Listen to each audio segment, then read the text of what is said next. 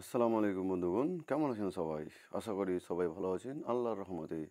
আমিও আলহামদুলিল্লাহ সুম্মা আলহামদুলিল্লাহ। আল্লাহ আমাকে ভালো রেখেছেন আপনাদের দুয়ায়। মানুষ আজকে নিজেকে কী ভাবে, তারা এই পৃথিবীটাকে, এই ক্ষণস্থায়ী জীবনকে চূড়ান্ত ভেবে নিয়েছে। আর যেটা আল্লাহ তাআলা বলছেন, স্বয়ং আল্লাহ বলছেন, সেটা এই ইতিপূর্বে 20 নম্বর আয়াতে এর বিশ্লেষণ, এর মানে এবং তাফসির আমি করে দিয়েছি। দেখতে পারেন এখানে যে বরং কখনো না, বরং তোমরা দুনিয়া জীবনকে ভালোবাসো, আল্লাহ তাআলা বলছেন সূরা আল কিয়ামার মধ্যে। তো মানুষ এই দুনিয়াটাকে বেশি প্রাধান্য দিয়ে বসে আছে। এই দুনিয়াতেই ভাবছে সব কিছু এখানেই শেষ, সব কিছু এখানেই শুরু, সব সম্মান এখানেই। তো মানুষের যে মুখটা যে আছে, জবানটা যে আছে, এই যে আমরা কখনোই কি কোনো কথা বলি, একবারও কি ভেবে চিন্তে বলি? আমরা যে কারো সামনে কারো ব্যাপারে কোনো কথা বলি, বিশেষ করে আমাদের মা বোনদের কথা বলবো, আমাদের ছাত্রীদের কথা বলবো, বা আমাদের যেগুলো শিক্ষিত সমাজের মহিলারা আছেন তাদের কথা বলবো, তারা একবারও যে কথাগুলো বলেন, তো আপনারা কি একবারও বিবেচনা করেন যে আমি সবারই কথা বলছি না, কিছু কিছু আছে এমন মেয়ে, আছে এমন মহিলা, আছে এমন ছাত্রছাত্রী যারা কথা বলে কিন্তু ভাবে না যে সামনের লোকটা তার এই কথাগুলোর ব্যাপারে কি ভাবছে, বা কি তার প্রতিক্রিয়া হতে পারে, বা সে কি মনে করলো। সে কি একবার ভেবে দেখেছে সে কতটুকু কষ্ট দিল অপরকে তার কথার মাধ্যমে? এই যে আমরা কথাগুলো বলছি, সেটা দোকানে হোক বা আমাদের সমাজের মানুষদের কথা বলছি, ছেলেদের, ছাত্রদের, শুধু আমরা কথাই বলে যাই আর ভাবি না যে একে অপরের সম্বন্ধে আমরা কি বলছি আর কতটুকু বলছি, আর আমাদের এইগুলো বললে পরে কি হতে পারে। যে আদৌ ধরে নিন কোনো মহিলা, কতগুলো মহিলা বসে আছে, তো তারা তার কোনো ভাই বা কোনো বাড়ির ব্যাপারে বা কোনো প্রতিবেশীর ব্যাপারে এমন কথা বলল, বসে আছে গল্প করছে, ঠিক আছে, এমন কথা বলল যে প্রতিবেশীর মধ্যে বা প্রতিবেশীর ওই কোনো বউয়ের কথা বলল বা কোনো ছেলের কথা বলল, প্রতিবেশীর মধ্যে যে কোনো মানুষের কথা বলল, তো আদৌ ওই মানুষটা সে কাজ করেনি, তো এটা গীবতের মধ্যে পড়ে যায়। যে আদৌ মানুষটা সে কথা করে বা সে কাজ তার দ্বারা হয়নি, বা সে কাজগুলো সে করেনি, তবুও তার আলোচনা আমাদের বিশেষ করে বেশিরভাগ ক্ষেত্রে মহিলারাই বেশি এই কাজগুলো করে থাকে। একে অপরের দুর্নাম করা, একে অপরের গীবত করা, এই শুনছো ওই বাড়িতে এরকম হচ্ছে, ওই বাড়ির মহিলাটা এরকম, ওই বাড়ির পুরুষটা এরকম অত্যাচার করে, কাউকে খেতে দেয় না। আমার বক্তব্য যে আরে ওদের ব্যাপার ওই বুঝবে, তা আপনি কেন ওখানে মাথা গলাচ্ছেন? আপনি কে বলার ওর ব্যাপারে? আপনি কত বড় ভুল করছেন, আপনি ওর ব্যাপারে বলছেন, ও আদৌ সেটা করেছে কি করেনি জানা নাই, এটা গীবত মধ্যে পড়ে যায়। আর গীবতের গুনাহ সবচাইতে ভয়ঙ্কর। যদি সে ওই কাজটা, ওই গুনাহ কাজটা যদি না করে থাকে, তাহলে সেটা আপনার ঘাড়ে এসে পড়বে, সেটা আপনারই ওপরে এসে পড়বে। যদি আপনি তার ব্যাপারে মিথ্যা রটান কারো ব্যাপারে, বিশেষ করে আমি মহিলা সমাজদের বলছি আগে, যদি কারো ব্যাপারে আপনি সেটা মিথ্যা রটান বা গুজব রটিয়ে দেন, বা এমন কর্ম বলেন যেগুলো সে আদৌ করেনি, তবে আল্লাহ আপনাকে ছেড়ে কথা বলবেন না। যদি সেই কাজগুলো না করে থাকে, তো এই কাজগুলো ঘুরে ফিরে আপনারই এসে ওপর পড়বে। আপনি একবার দেখেন আপনার কোরআন কি বলছে, দেখেন আপনার প্রিয় নবীর হাদিস কি বলছে এগুলোর ব্যাপারে। একবারও কি ভেবেছেন এগুলোর কত বড় গুনাহ, যে আমরা শুধু বসে বসে টাইম পাস করার জন্য একে অপরের বদনাম করি, দুর্নাম করি, আর নিজেকে ভাবি আমরা বড় চালাক? না, আপনি কি ভাবেন? আপনি যে কথাগুলো বলে দিচ্ছেন কারো ব্যাপারে, আপনাকে আল্লাহ এমনি এমনি ছেড়ে দেবেন? না না না, কখনোই না। আপনাকে সেদিন কিয়ামতের মাঠে, সেই ভয়াবহতার দিনে আপনাকে সেই আল্লাহর দরবারে আপনাকে হিসাব দিতে হবে এর ব্যাপারে, যে আপনি অমুকের ব্যাপারে এই কথাগুলো বলেছেন, অমুক লোকের ব্যাপারে এই কথাগুলো বলেছেন, তো আপনি এগুলো জেনে বুঝেছিলেন না, না জেনে, এগুলো সত্যি না মিথ্যা, আপনাকে সেদিন আল্লাহ হিসাব প্রশ্ন করবেন। আপনার সেখানে মিথ্যা কথা বলার আর কোনো উপায় থাকবে না। যদি আপনি তার কারো ব্যাপারে গীবত করে থাকেন, বিশেষ করে আমার মা বোনদের কথা বলছি, বিশেষ করে আমাদের ছাত্রীদের কথা বলছি, কেন তোমরা অন্যের ব্যাপারে মাথা গলা বেশি? কেন তোমরা অন্যের ব্যাপারে কথা বলো? তোমরা সমাজের মধ্যে থাকো, ভালো হয়ে থাকো, আর আল্লাহ তোমাদের কি আদেশ করছেন সেটা মেনে চলো। আল্লাহ তো তোমাদের পায়ের নিচে জান্নাত রেখেছেন, তোমাদের ইসলাম এত নিয়ামত দিয়েছে, এত ইজ্জত দিয়েছে, তবুও তোমরা কতগুলো বুদ্ধিজীবী, কতগুলো সমাজের হিরোইনদের মানে চরিত্রের মধ্যে আকৃষ্ট হয়ে তোমরা তাদের মধ্যে হতে চাও।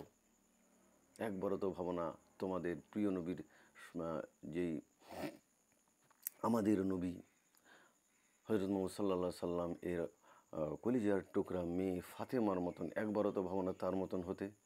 একবার তার চরিত্র পড়ে দেখো তো কি বলছে। তার চরিত্রের মধ্যে একবার দেখে মানে ঝেঁকে দেখো, গিয়ে দেখো, পড়ে দেখো, শুনে দেখো। আজকাল তো মোবাইলে সব কিছু পাওয়া যায়। একবার ফাতেমাতুজ জোহরা এর ব্যাপারে একবার সার্চ করে দেখো তো তার চরিত্র কেমন ছিল, সে কিভাবে পর্দাশীল হয়েছিল, সে কিভাবে সমাজে চলতো। একবার দেখেছো? কেউ দেখো না। শুধু টিকটক আর সোশ্যাল মিডিয়া নিয়ে তোমরা ব্যস্ত আছো। তো তোমরা সেই দিন আল্লাহর কাছে কি নিয়ে মুখ দেখাবা? এই যে চরিত্র নিয়ে মুখ দেখাবা? আর আমাদের নবী, প্রিয় নবী হজরত মোহাম্মদ সাল্লাল্লাহু সাল্লাম কে আল্লাহ তাআলা তো জান্নাত জাহান্নাম সব কিছু দেখিয়ে দিয়েছেন। যেহেতু আল্লাহ সময়ের থেকে পবিত্র, তাই আল্লাহ ভবিষ্যতে কী হবে আল্লাহ তাআলা আমাদের নবীকে দেখিয়ে দিয়েছিলেন। এই আল্লাহ নবী দেখছেন যে ঝাঁকে ঝাঁকে মেয়েরা জাহান্নামে যাচ্ছে। কেন বললেন না পুরুষেরা জাহান্নামে যাচ্ছে?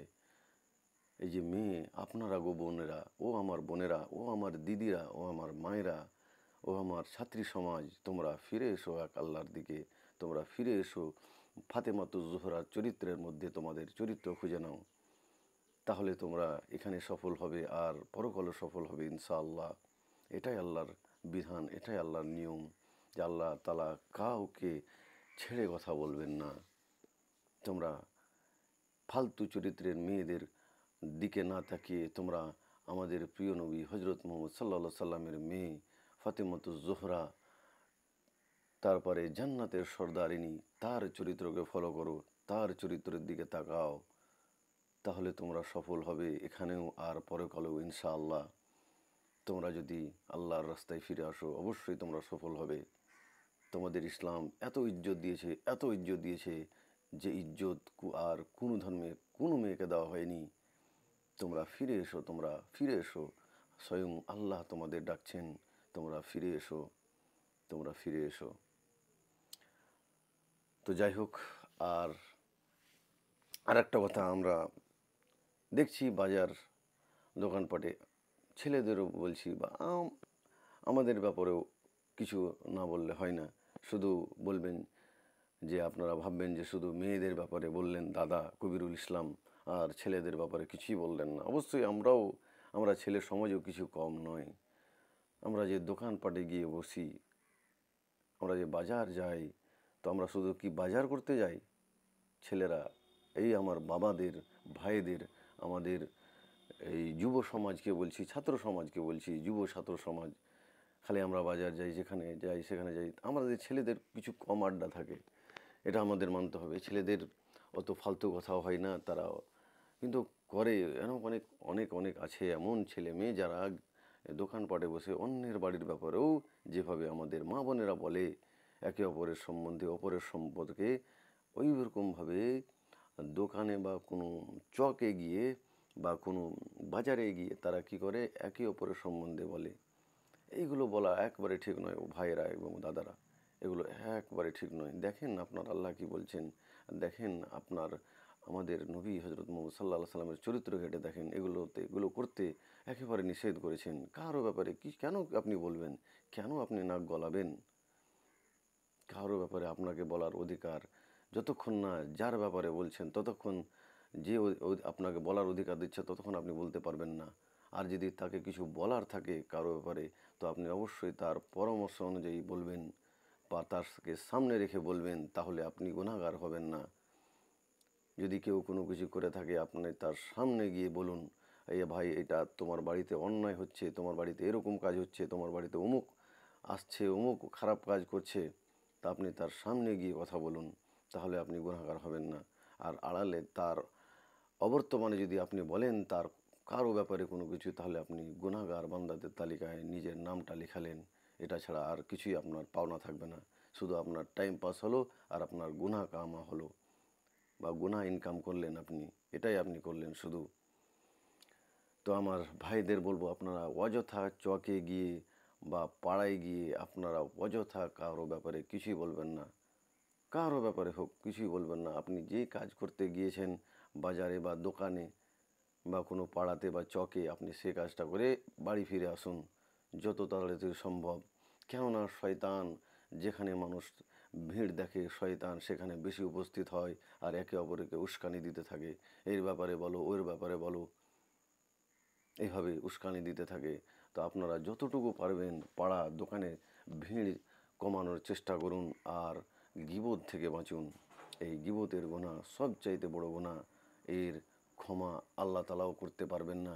আপনি যার ব্যাপারে গীবত করছেন তার অনুমতি যতক্ষণ না পাবেন, তিনি যতক্ষণ মাফ না করবেন, আপনার গীবতের গুনাহ মাফ হবে না। এটাই আল্লাহর নিয়ম, এটাই আল্লাহর কানুন। তো চলেন আমরা আল্লাহর নামে শপথ করি, আজ আমরা কারো ব্যাপারে গীবত করব না ইনশাআল্লাহ। বলুন সবাই ইনশাআল্লাহ। আর কারো ব্যাপারে গীবত করব না। আর এক জায়গায় জমা হতে হলে নিজের ব্যাপারে আলোচনা করেন, নিজের খামতির ব্যাপারে আলোচনা করেন, একে অপরকে বলুন আর সমাধান বের করার চেষ্টা করুন হাদিস আর কোরআনের আলোতে। তো চলুন সবাই, আসুন সবাই, let's make our life with the light of Quran. চলুন কোরআনের আলোকে আমাদের জীবনটা তৈরি করি আর আল্লাহর নিকট্য লাভ করি। তো যাই হোক, আর কথা বাড়াচ্ছি না, যেটা বিশেষ আলোচনা শুরু করা যাক। আলোচনা হচ্ছিল সূরা আল কিয়ামা, পবিত্র কোরআনের সূরা কিয়ামতের সম্বন্ধে। আর 1 থেকে 20 নম্বর এর আলোচনা হয়ে গেছে ইতিপূর্বে। চাইলে আপনারা ভিডিও সেকশানে গিয়ে আমার ভিডিওগুলো দেখতে পারেন। ওগুলো টাইটেল সহ সিরিয়াল ওয়াইজ আমি আলোচনা করছি। আয়াত নম্বর কত থেকে কত আলোচনা সেগুলো দেওয়া আছে, আপনাদের বুঝতে অসুবিধা হবে না ইনশাআল্লাহ। তো চলেন আল্লাহ 21 নম্বর আয়াতে আল্লাহ তাআলা কী বলছেন সেদিকে দেখা যাক। আউযু বিল্লাহি মিনাশ শাইতানির রাজিম, বিসমিল্লাহির রহমানির রহিম। পরম করুণাময় অসীম দয়ালু আল্লাহর নামে শুরু করছি। ওয়াতা জাহারুনাল আখিরাত, আর তোমরা ছেড়ে দিচ্ছ আখিরাতকে। সুবহানাল্লাহ। তোমরা, আল্লাহ তাআলা বলছেন যে তোমরা পৃথিবীর দুনিয়াকে কি করেছো, বেশি প্রাধান্য দিয়ে ফেলেছো। কে বলছেন? কে বলছেন এ কথাটা? আল্লাহ বলছেন, তোমরা এই পৃথিবীর জীবনটাকে বেশি প্রাধান্য দিয়ে ফেলেছো। তোমরা পৃথিবীকে মধ্যে সব মনে করছো, পৃথিবীতে সম্মান, পৃথিবীর অর্থ সব মনে করছো এটাই সব কিছু, এখানে আমাদের সব কিছু। তোমরা তোমরা ছেড়ে দিচ্ছ আখিরাতকে। তোমরা আখিরাতকে ছেড়ে দিচ্ছ, তোমরা কিয়ামতকে ভুলে যাচ্ছ, তোমরা বিচার দিবসকে ভুলে যাচ্ছ, তোমরা জান্নাত জাহান্নামকে ভুলে যাচ্ছ, তোমরা সব কিছু ভুলে যাচ্ছ। আর এই দুনিয়ার জীবনকে তোমরা বেশি প্রাধান্য দিয়ে ফেলেছো। কে বলছেন? আমাদের সৃষ্টিকর্তা, আপনার সৃষ্টিকর্তা আল্লাহ বলছেন। আল্লাহ বলছেন, আমাদের বলছেন। আর কাকে বলছেন? আমাদেরই বলছেন। তো আমরা কি করছি একবার ভাবেন তো। স্বয়ং সৃষ্টিকর্তা, আপনার সৃষ্টিকর্তা বলছেন কি, আমরা আখিরাতকে ছেড়ে দিচ্ছি। অবশ্যই আমরা কি করছি, আমরা কি করব, সব আল্লাহ তাআলা জানেন। যেহেতু তিনি আমাদের সৃষ্টিকর্তা, তিনি আমাদের পালনকর্তা। আর পৃথিবীতে এমন কেউ মানুষ নাই যে আল্লাহর চাইতে আমাকে বেশি ভালোবাসে। সুবহানাল্লাহ। আল্লাহ আমাদের এত ভালোবাসেন, আমাদের মানব সমাজকে এত ভালোবাসেন। তাফসীরগণ কি বলছেন? অর্থাৎ কিয়ামতের দিনকে মিথ্যা ভাবো, আল্লাহর অবতীর্ণকৃত বিষয়ের বিরোধিতা করো এবং সত্য থেকে এই জন্য মুখ ফিরিয়ে নাও যে তোমরা দুনিয়ার জীবনকে সব কিছু ভেবে নিয়েছো এবং আখিরাতকে তোমরা একেবারে ভুলে গেছো। এই যে পৃথিবীর জীবনটা, আমরা সব কিছু সম্মান, এই অর্থ সম্পদ, আমাদের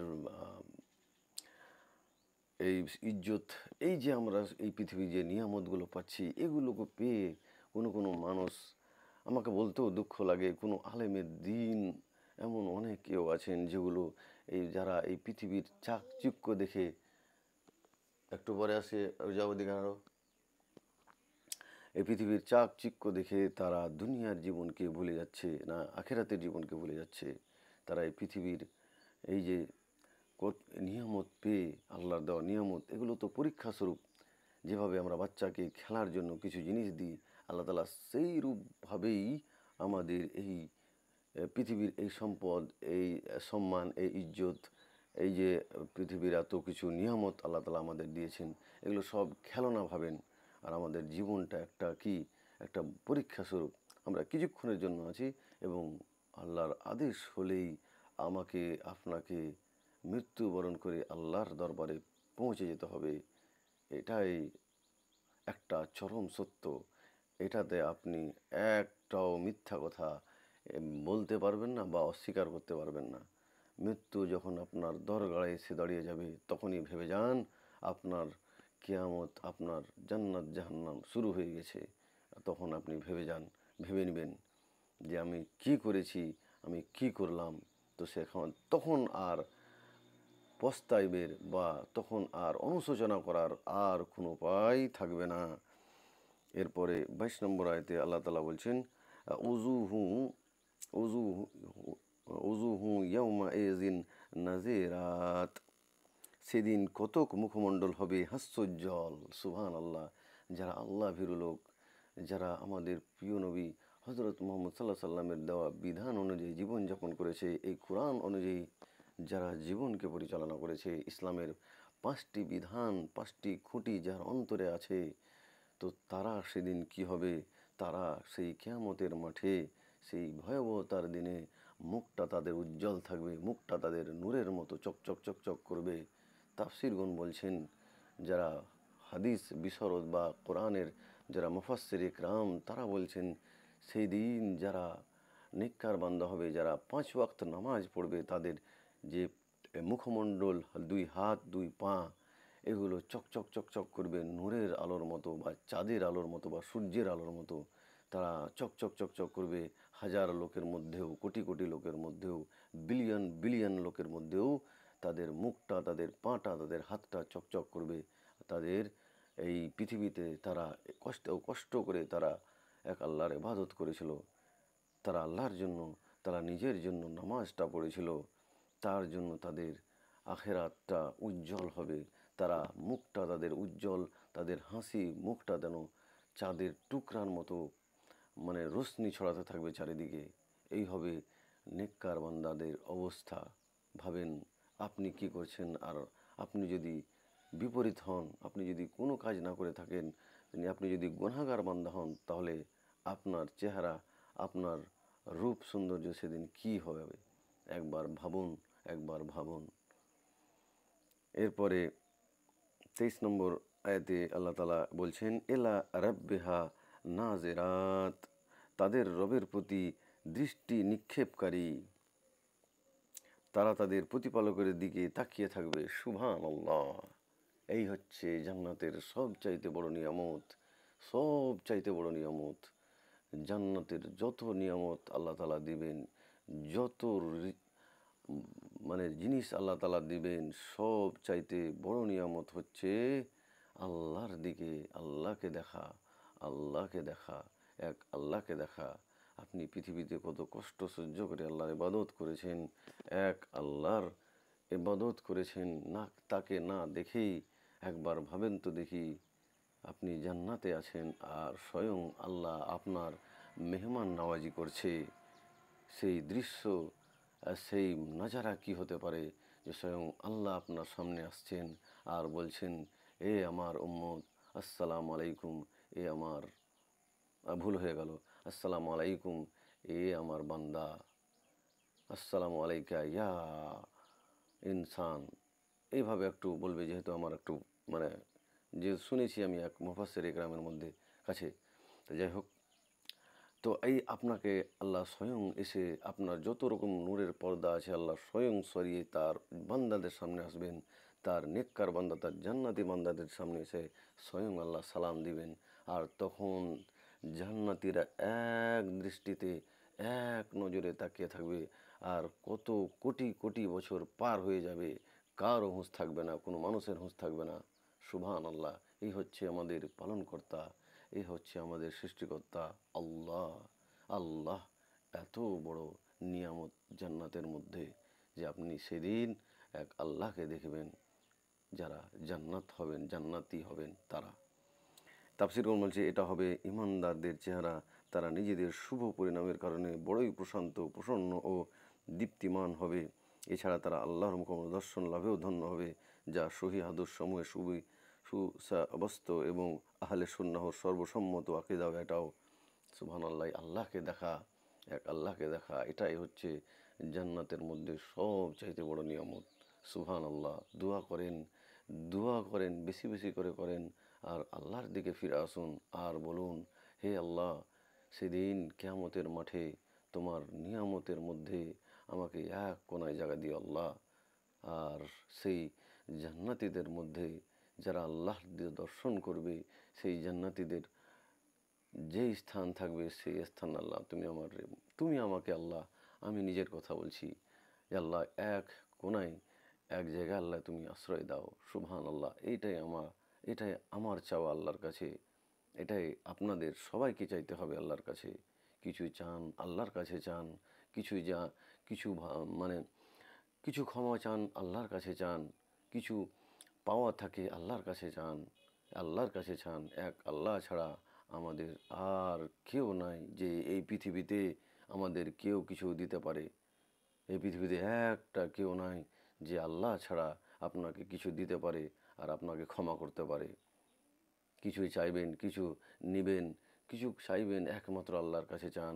মসজিদে গিয়ে কানুন, মসজিদে গিয়ে নিজের দুই হাতটা বাড়ান আর আল্লাহর কাছে ক্ষমা করুন, আর ফিরে আসেন ইসলামের মধ্যে, ফিরে আসেন আল কোরআনের মধ্যে, ফিরে আসেন আমাদের নবীর দেওয়া এক উম্মতির মধ্যে ফিরে আসুন। কেন ভেদাভেদ, কেন এত কেন এত ভেদাভেদ? এত ভেদাভেদ তো হিন্দুদের মধ্যে নাই, যতগুলো ভেদাভেদ আমরা নিজেদের মধ্যে করে নিয়েছি, নিজের মুসলমানদের মধ্যে করে নিয়েছি আমরা। এত ভেদাভেদ তো খ্রিস্টানের মধ্যেও নাই, যত ভেদাভেদ আমরা মুসলমানেরা নিজেদের মধ্যে করে দিয়েছি। আমাদের নবী আমাদেরকে এক উম্মত করে ছেড়ে দিয়েছেন, ছেড়ে গেছেন।